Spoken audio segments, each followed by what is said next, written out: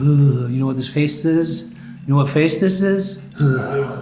It's me trying to hide the opium-looking eyes. Just kidding. So check this out. Did you know that if you eat a poppy bagel, you can pop dirty for opium? What is opium? So let's talk about this. So opium has been around for centuries.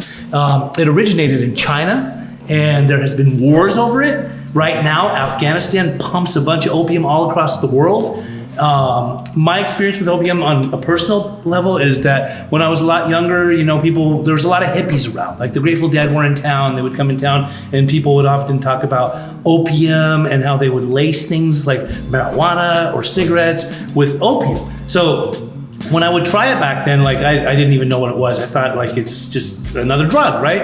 And really I didn't feel like it was doing anything to me. But I remember over a period of time that being Persian, there was a lot of different people that were doing opium, right? So they would they had a ritual. They'd sit down at a table, they'd have chocolate, they'd have tea, and they'd have these little pipes and opium, and they'd actually smoke opium. So I hadn't started really getting into that till much later in my life. So in my mid-20s, I remember that there were some people up in LA, some Persians, cousins of mine, that were getting into opium, and they were smoking it on a hot stove, and they were melting it, and it would kind of just break down, and they had a little device that they would smoke it through. And so I started going and I would try it with them, and then more I would do, I would keep I was looking for a head high, and that's not what was happening. But I kept going back and kept wanting more and kept wanting more. And sometimes I would turn to my cousin and say, I don't feel this. What's going on? Why am I not able to feel anything? He said, Pej, it's not marijuana. It doesn't get you high like that.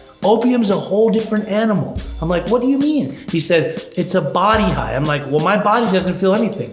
Then I kept going back and I kept going back. Every day I found myself going back and going back and going back. Finally, there was one day I couldn't get out of bed. And I remember calling him and saying, what's going on with me? I'm falling apart. What's wrong? Well, I feel like I'm shaking, I'm shivering, my body's really cold, but I also am sweating all in the same. And I keep going to the bathroom and I keep on throwing up and my bones are hurting.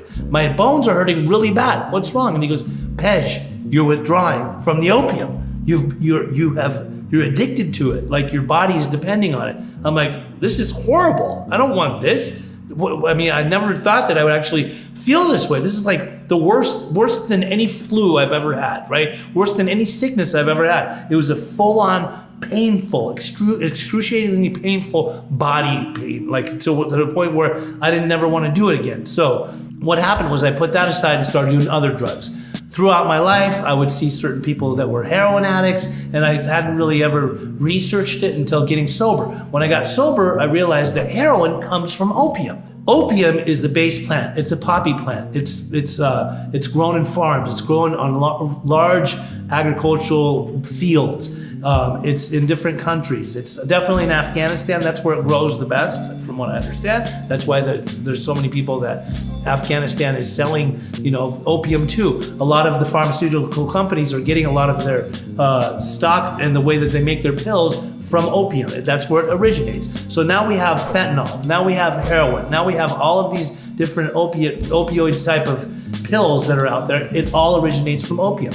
And the sad thing is that as much as you get a body high from it, a lot of people become dependent on it. So we were just smoking it back then, but what a lot of people will do is they'll shoot it. They'll do it intravenously through a needle, which is a total killer because it is the purest form. Opium is the purest form of any kind of opioid, So when people are doing that, and you don't see a lot of it right now, there's not a lot of people in America that you see with a major opium problem where they're actually doing opium, but they're doing opioids, which is derived from opium. Therefore, it's still, that's the base of it.